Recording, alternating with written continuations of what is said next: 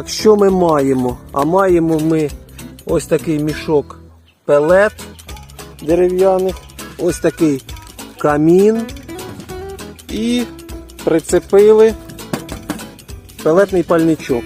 Оновлений пелетний пальничок. Зараз будемо розпалювати. Встановили захист. І ось така труба. Димохід. Десь там далеко.